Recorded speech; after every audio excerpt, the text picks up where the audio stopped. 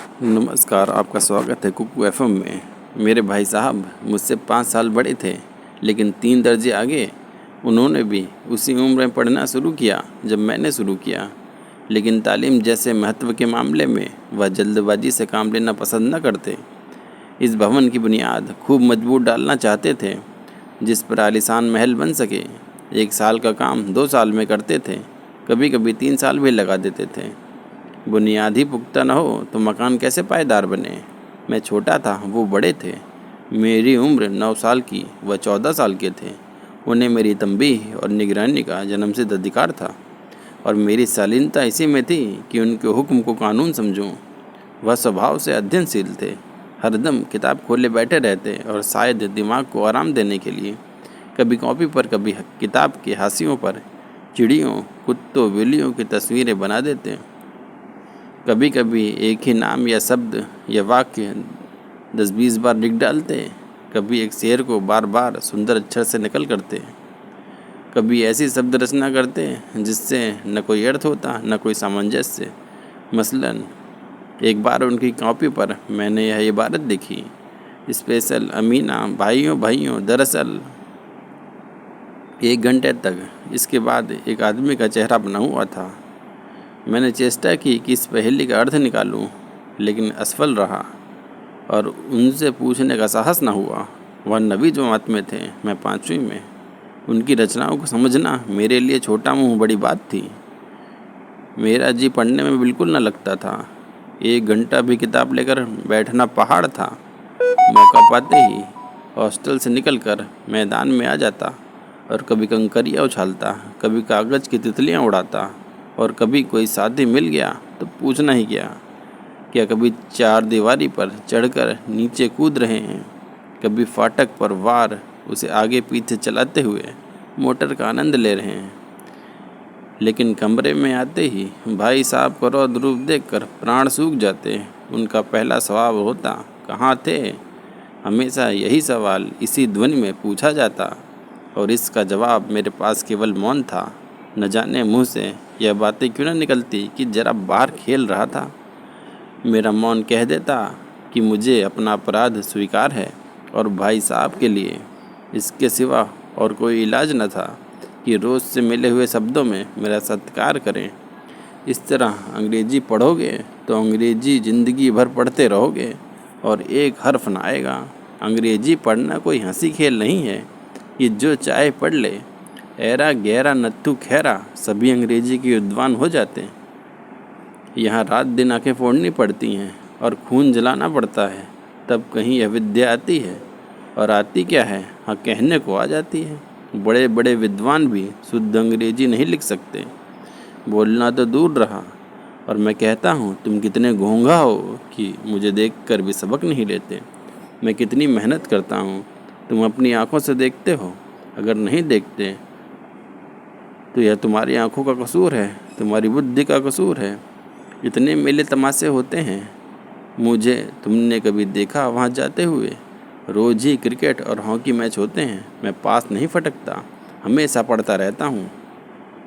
उस पर भी 1-1 दर्जे में 2-2, 3-3 साल पढ़ा रहता हूँ।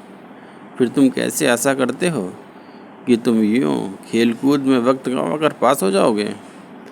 मुझे तो 2-3 साल लगते हैं, तुम उम्र भर इसी दर्जे में पड़े सड़ते रहोगे।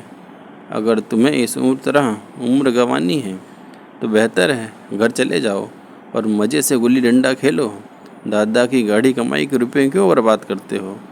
मैं यह लताड़ सुनकर आंसू बहाने लगता। जवाब भी क्या था, अपराध तो मैंने किया, लताड़ कौन से है। भाई साहब उपदेश की कला में निपुण थे। ऐसी ऐसी लगती बातें कहते, ऐसे ऐसे सूक्ति बाण चलाते कि मेरे जिगर के टुकड़े टुकड़े हो जाते और हिम्मत छूट जाती। इस तरह जान तोड़कर मेहनत करने की शक्ति मैं अपने आप में न पाता, और उस निराशा से ज़रा देर के लिए मैं सोचने लगता, क्यों ना घर चला जाऊं। जो काम मेरे बूते के बाहर है उसमें हाथ डालकर क्यों अपनी ज़िंदगी ख़राब करूं। मुझे अपना मूर्ख रहना मंजूर था, लेकिन उतनी मेहनत से मुझे जो चक्कर आ जाता, लेकिन घंटे 2 घंटे बाद निराशा के बादल छट जाते और मैं इरादा करता कि आगे से खूब जी लगाकर पढ़ूंगा। झटपट एक टाइम टेबल बना डालता, बिना पहले से नक्शा बनाए, बिना कोई स्कीम तैयार किए। काम कैसे शुरू करूं? टाइम टेबल में खेल कूद की मद बिल्कुल उड़ जाती। प्रातःकाल उठना, 6 बजे मुंह हाथ धो नाश्ता कर पढ़ने बैठ जाना, 6 से 8 अंग्रेजी, 8 से 9 हिसाब, 9 से 9:30 इतिहास, फिर भोजन और स्कूल। 3:30 बजे स्कूल से वापस होकर आधा घंटा आराम, 4 से 5 तक भूगोल, 5 से 6 तक ग्रामर, आधा घंटा हॉस्टल के सामने टहलना, 6:30 से 7 तक अंग्रेजी कंपोजिशन, फिर भोजन करके 8 से 9 तक अनुवाद, 9 से 10 तक हिंदी, 10 से 11 तक विविध विषय और फिर विश्राम। मगर टाइम टेबल बनाना एक बात है, उस पर अमल करना दूसरी बात। पहले ही दिन से उसकी अवहेलना चालू हो जाती। मैदान की वह सुखद हरियाली, हवा के वह हल्के हल्के झोंके, फुटबॉल की उछल कूद, कबड्डी के वह दांव घात, वॉलीबॉल की वह तेजी और फुर्ती मुझे अज्ञात और अनिवार्य रूप से खींच ले जाती, और वहाँ जाते ही मैं सब भूल जाता। वह जानलेवा टाइम टेबल, वह आँख फोड़ पुस्तकें, किसी की याद ना आती, और फिर भाई साहब को नसीहत और फजीहत का अवसर मिल जाता। मैं उनके साए से भागता था, उनकी आंखों से दूर रहने की चेष्टा करता, कमरे में इस तरह दबे पाँव आता कि उन्हें खबर न हो। उनकी नज़र पड़ी और मेरे प्राण निकले। हमेशा सिर पर नंगी तलवार सी लटकती मालूम होती। फिर भी जैसे मौत और विपत्ति के बीच में भी आदमी मोह और माया के बंधन में जकड़ा रहता है।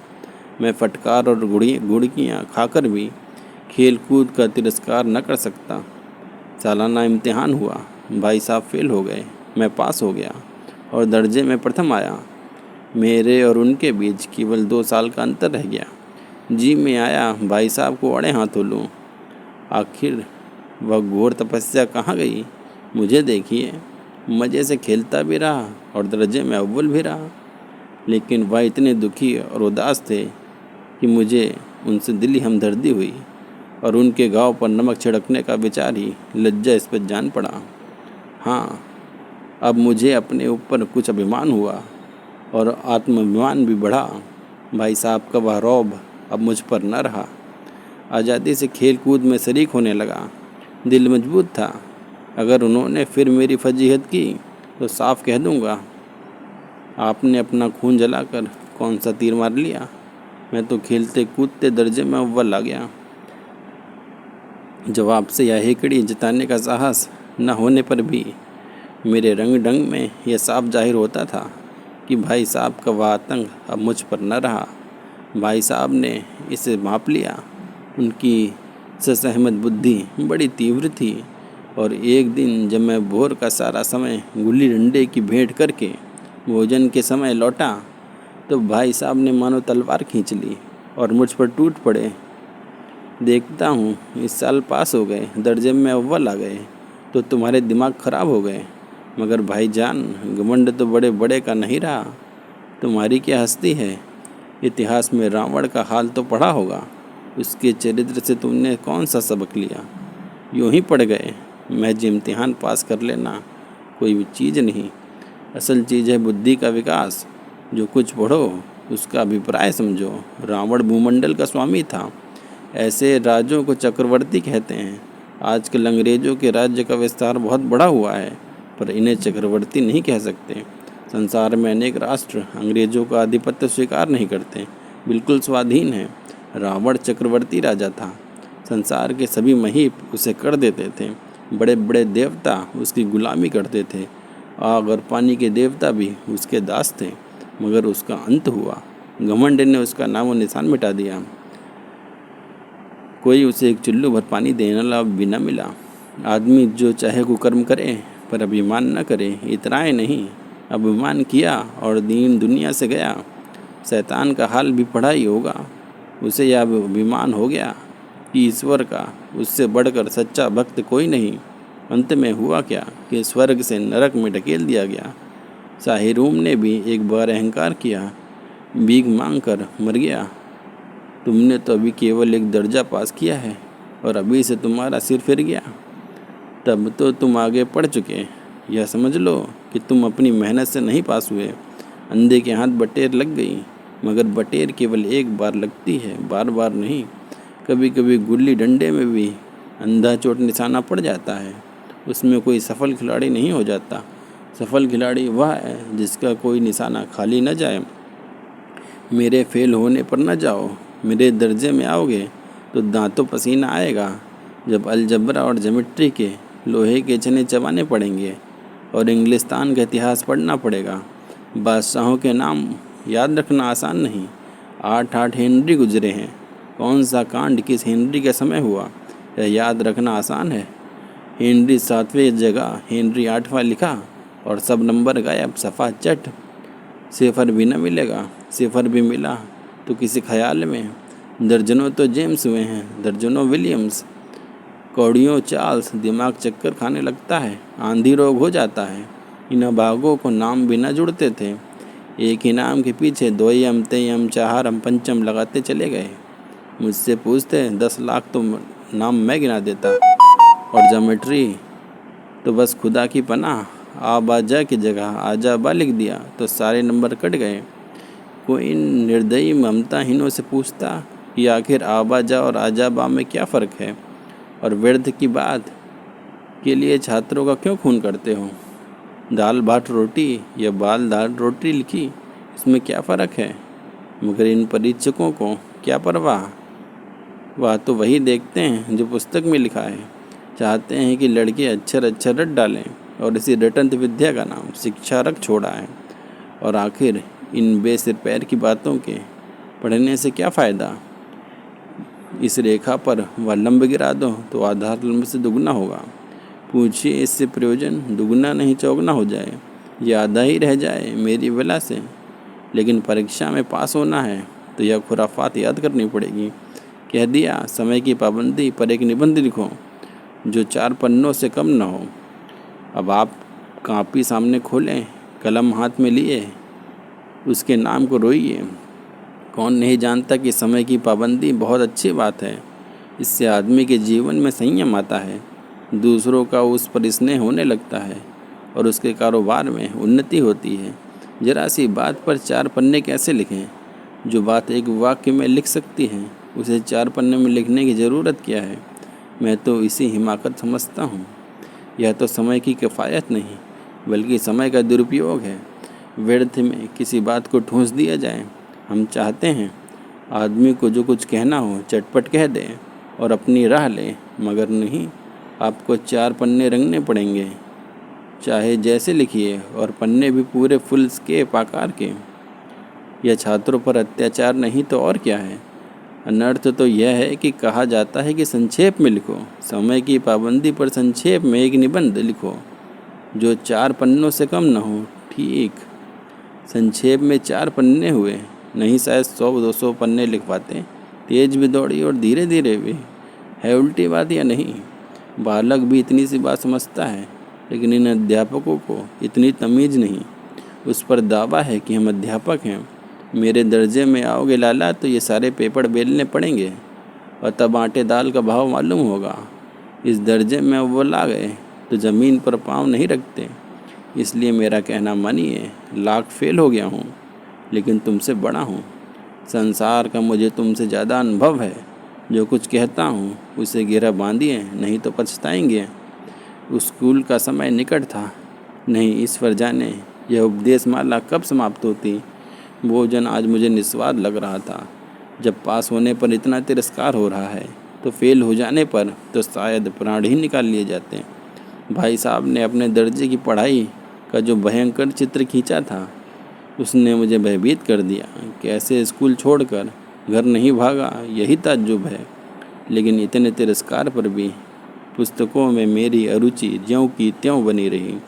खेल कूद का कोई भी अवसर हाथ से न जाने देता।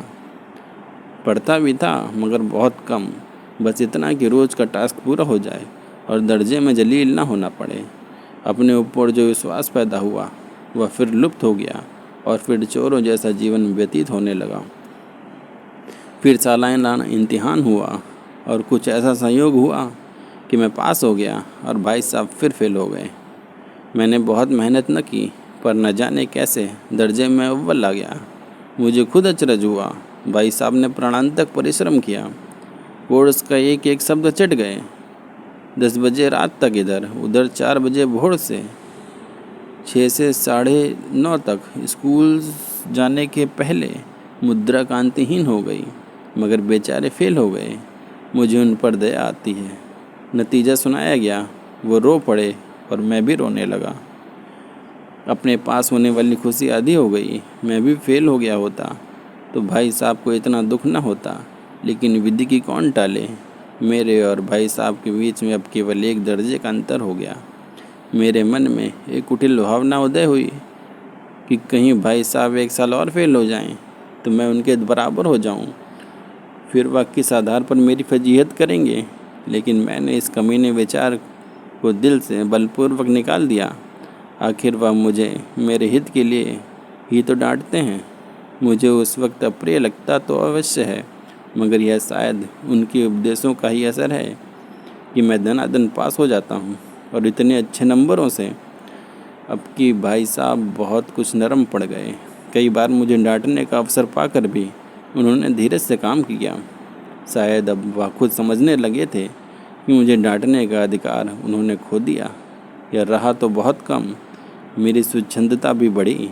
मैं उनकी सहिष्णुता का अनुचित लाभ उठाने लगा। मुझे कुछ ऐसी धारणा हुई कि मैं तो पास ही हो जाऊंगा, पढ़ूं या न पढ़ूं, मेरी तकदीर बलवान है। इसलिए भाई साहब के डर से जो थोड़ा बहुत पढ़ लिया करता था वह भी बंद हुआ। मुझे कनकौवे उड़ाने का नया शौक़ लगा और अब सारा समय पतंगबाजी की ही भेंट चढ़ जाता। फिर भी मैं भाई साहब का अदब करता और उनकी नज़र बचाकर कनकौवे उड़ाता। मांझा देना, कन्ने बांधना, पतंग टूर्नामेंट की तैयारी आदि समस्याएं अब गुप्त रूप से हल की जाती। भाई साहब को यह संदेश न करने देना चाहता था कि उनका सम्मान और लिहाज मेरी नज़रों में कम हो गया।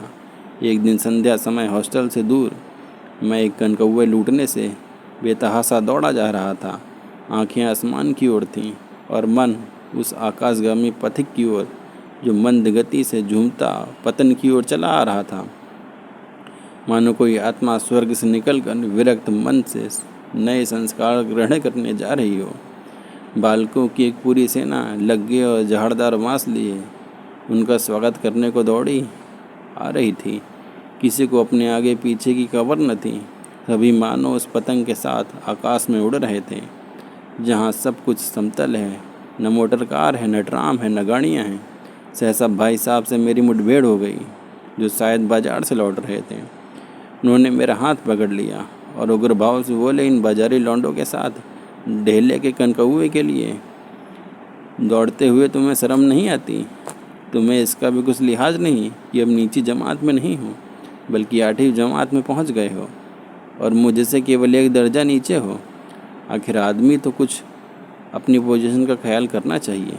एक ज़माना था कि लोग 8वां दर्जा पास करके नायब तहसीलदार बन जाते थे। मैं कितने ही मिडिलचियों को जानता हूँ जो आज अव्वल दर्जे के डिप्टी मजिस्ट्रेट सुपरिटेंडेंट हैं। कितने ही 8वीं जमात वाले हमारे लीडर और समाचार पत्रों के संपादक हैं। बड़े बड़े विद्वान उनकी मातहती में काम करते हैं और तुम उसी 8वीं दर्जे में आकर बाजारी लौंडों के साथ कनकौवे के लिए दौड़ रहे हो। मुझे तुम्हारी इस कमखली पर दुख होता है। तुम ज़हीन हो, इसमें कोई शक नहीं, लेकिन इस जहन किस काम का जो हमारे आत्मगौरव की हत्या कर डाले। तुम अपने दिन में समझते होगे मैं भाई साहब से महज 1 दर्जा नीचे हूँ और मुझे कुछ कहने का हक नहीं, लेकिन यह तुम्हारी गलती है। मैं तुमसे 5 साल बड़ा हूँ और चाहे आज तुम मेरी ही जमात में आ जाओ और परीक्षकों का यही हाल रहा तो निसंदेह अगले साल तुम मेरे समकक्ष हो जाओगे और शायद 1 साल बाद तुम उससे आगे हो जाओगे। लेकिन मुझ में और 5 साल का अंतर है, उसे तुम क्या खुदा भी नहीं मिटा सकता। मैं तुमसे 5 साल बड़ा हूँ और हमेशा रहूँगा। मुझे दुनिया का और ज़िंदगी का जो तजुर्बा है तुम उसकी बराबरी नहीं कर सकते। तुम चाहे MA, DPhil या डिलीट हुई क्यों ना हो जाओ, समझ की किताबें पढ़ने से नहीं आती। हमारी अम्मा ने कोई दर्जा पास नहीं किया और दादा भी शायद 5वीं जमात के आगे नहीं गए, लेकिन हम दोनों चाहे सारी दुनिया की विद्या पढ़ लें अम्मा और दादा को हमें समझाने का और सुधारने का अधिकार है, केवल इसलिए नहीं कि वे हमारे जन्मदाता हैं, बल्कि इसलिए कि उन्हें दुनिया का हमसे ज़्यादा तजुर्बा है और रहेगा। अमेरिका में किस तरह की राज्य व्यवस्था है, 8वें हेनरी ने कितने विवाह किए और आकाश में कितने नक्षत्र हैं, ये बातें चाहे उन्हें न मालूम हो, लेकिन हजारों ऐसी बातें हैं जिनका ज्ञान उन्हें हमसे और तुमसे ज़्यादा है। दैव न करें आज मैं बीमार हो जाऊं तो तुम्हारे हाथ पांव फूल जाएंगे। दादा को तार देने के सिवा और कुछ न सूझेगा, लेकिन तुम्हारी जगह अगर दादा हो तो किसी को तार न दें, न घबराएं, न बदहवास हों। पहले खुद मर्ज पहचान कर इलाज करेंगे, उसमें सफल न हुए तो किसी डॉक्टर को बुलाएंगे। बीमारी हो तो खैर बड़ी चीज़ है, हम तुम तो इतना भी नहीं जानते कि महीने भर का राशन कैसे चले। जो कुछ दादा भेजते हैं उसे हम 20-22 तक खर्च कर देते हैं और पैसे को मोहताज हो जाते हैं। नाश्ता बंद हो जाता है, धोबी और नाई से मुँह चुराने लगते हैं। लेकिन जितना आज हम और तुम खर्च करते हैं उसके आधे में दादा ने अपनी पूरी उम्र का बड़ा भाग इज्जत और नेकनामी के साथ निभाया है और एक कुटुंब का पालन किया है जिसमें सब मिलकर 9 लोग थे। अपने हेडमास्टर साहब को ही देखो, एमए हैं कि नहीं, और यहाँ के एमए नहीं ऑक्सफोर्ड के 1000 रुपये पाते हैं, लेकिन उनके घर इंतज़ाम कौन करता है? उनकी बूढ़ी माता। हेडमास्टर साहब की डिग्री यहाँ बेकार हो गई। पहले खुद घर का इंतज़ाम करते थे, घर का खर्चा न पूरा होता, कर्जदार रहते थे। जब से उनकी माताजी ने प्रबंध अपने हाथ में लिया है, घर में लक्ष्मी आ गई हैं। तो भाईजान यह ज़रूर दिल से निकाल डालो कि तुम मेरे समीप आ गए हो और स्वतंत्र हो गए हो। मेरे देखते तुम बेरहा नहीं चल पाओगे। अगर तुम यूँ ना मानोगे तो मैं थप्पड़ का प्रयोग भी कर सकता हूँ। मैं जानता हूँ तुम्हें मेरी बातें जहर लग रही हैं। मैं उनकी इस नई युक्ति से नतमस्तक हो गया। मुझे आज सचमुच अपनी लघुता का एहसास हुआ और भाई साहब के प्रति मेरे मन में श्रद्धा उत्पन्न हुई। मैं उन्हें सजल आँखों से कहा, हरगिज़ नहीं, आप तो जो कुछ फरमा रहे हैं वह बिल्कुल सच है और आपको कहने का अधिकार है। भाई साहब ने मुझे गले लगा लिया और बाल कनकौवे उड़ाने को मना नहीं करता। मेरा जी लल जाता है, लेकिन क्या करूं? खुद बेराह चलूं तो तुम्हारी रक्षा कैसे करूं? यह कर्तव्य भी तो मेरे सिर पर है। संयोग से उसी वक्त एक कटा हुआ कनकौवा हमारे ऊपर से गुजरा। उसकी डोर लटक रही थी। लड़कों का एक गोल पीछे पीछे दौड़ा आ रहा था। भाई साहब लंबे हैं, उछल कर उसकी डोर पकड़ ली और बेतहाशा होटल की तरफ दौड़े। मैं भी पीछे पीछे दौड़ा।